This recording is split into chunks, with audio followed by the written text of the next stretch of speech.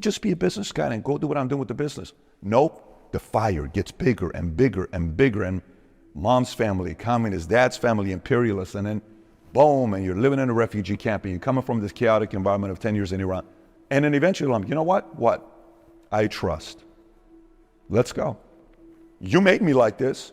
This is your doing. It's not my doing. Right. So guess what? I'm going to do whatever best I can with me, but this is your creation. It's not my, I didn't create PBD. You created PBD. Yeah. So if you created me with the help of Diana and Gabriel, this is either your right doing or your mistake. Yeah. So if it's your mistake, hey man, I didn't do it. You did it. Right. But I'll do the best I can with this guy, and I'm going to try to make you proud, because that's the ultimate thing. You want to make him proud. What if you had that fire again 5-10 years away, where it was, you felt like you were supposed to be doing something else, but you thought, oh, this is going to ruin everything. Like literally my business will end, right? Everything I've built will be over if I choose to do what I feel God is telling me to do. After years of resisting and pushing in and deleting and cutting, the next thing, whatever that is. How would you feel if you lost it all, but you had the favor of one? I don't care. I'm good. I don't care. I don't care. Oh man, what a question you're asking.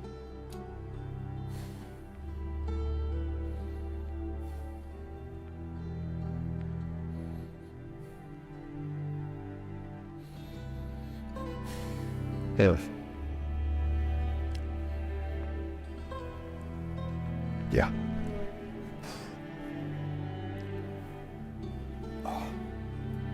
Yeah.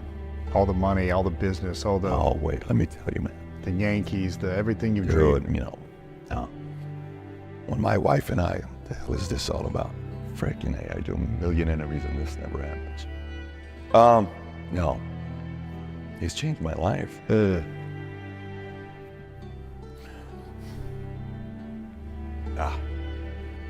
guys grab a tissue if you got a tissue box out there.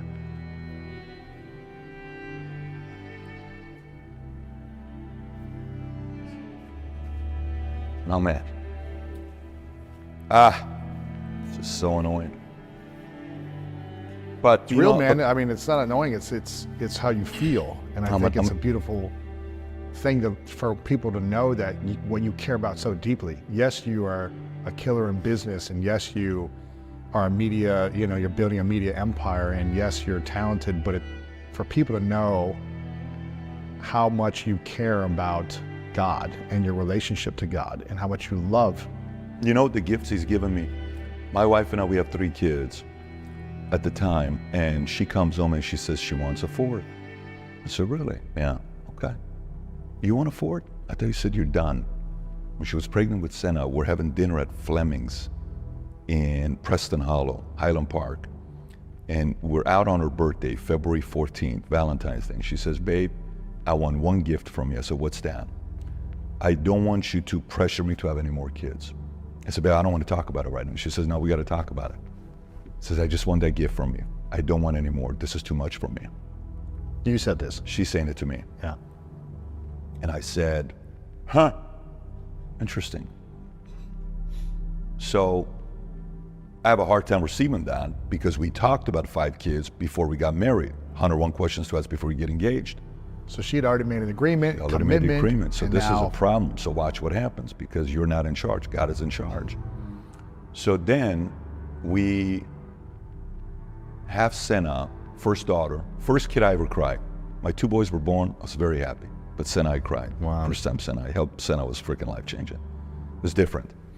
So then she tells me this, in the house in Plano, she says, I want a 4th. I said, you want a 4th baby? I do. You want a 4th baby? I do. Huh? You sure? Yeah. Positive? Yeah. And she's crying. I mean, dude, you want to go right now? Like, what do you want to do? I want a 4th. I want a 5th. So then she's pregnant. She says, babe, I'm pregnant. No way, yes. We go to the doctor. Pregnant, yeah, awesome. Then we go to kind of see where it's like week 8 or 9, whatever. So I got news for you. What? You're having twins? No. Yeah. I'm laughing so hard. She's crying because we said 5 and we're going to have 5. So ecstatic. We come back, testing every week, all this stuff. And in week 10, we go and the doctor says, we have a problem. One of the kids is what do you call it? Not, could potentially be not fully developed. What's the word for it? Where deformation. Yeah, it's not going to be. It's going to be a kid you're going to be having problems with for the rest of your life. And we're like, oh my God, what do you want us to do? And so they come in and they're having a meeting and they're telling you all this stuff. You know, it could be this, it could be that, it could be this. Like, okay, interesting. Then we go home and it still hasn't hit us whether this is going to happen or not. And then we sit down and we start watching videos, raising a child that is, you know, disabilities or some type of, and all this stuff, and then how it affects kids. And every night for 4 weeks, we're dealing with this. What do we do? What do we not do? Do we go through this? Do we go through that? And she's like, what, 2-3 months pregnant at this time? Yeah, or? she's 2-3 months pregnant, 11, 12 weeks pregnant at this time. And they said, you know, you're gonna have a problem with this and you have to accept, you wanna do this? And doctors recommending, hey, my recommendation is, you know, if you guys don't risk it, you know, the average person would abort because it's gonna affect your family, this is gonna affect this, it's gonna affect you. You're 42 years old, you're no longer 35 years old or 32 years old. So then we go in and we finally accept the fact that, you know, it's God's doing, we're good, let's roll. We go in, 2 weeks later, one of them doesn't make it. Now, we don't know which one didn't make it. So they're saying there's most likely the one that didn't make it isn't the healthy one, but you don't know till the baby's born. Really? Yeah. So we're like, well, you know, and they're giving these percentages and all this stuff. We suggest you do this, and we're researching, no, you shouldn't do that because it can hurt the kid that's left, and that kid can get hurt if you go and try to do this procedure with the needle, that all this stuff they got. I'm like, dude, just show me. Eventually, we're just praying. And Brooklyn is born. Brooklyn Ivy Bet David. Brooklyn is the most animated kid we have in our family, and her twin, the brother, didn't make it, but Brooklyn is the most animated kid in the family, and she changed everything. I can't imagine Louis living life never meeting Brooklyn. Wow. I can't imagine that. Like, you know, to me, when people say, well, we just want to have one, I said, dude, you don't even know you got 2 more you can't wait to meet. Life's going to change you. Go for the 3 and 4. If you're able to do it, if your doctor says you're healthy, go for it. Why am I giving you that story?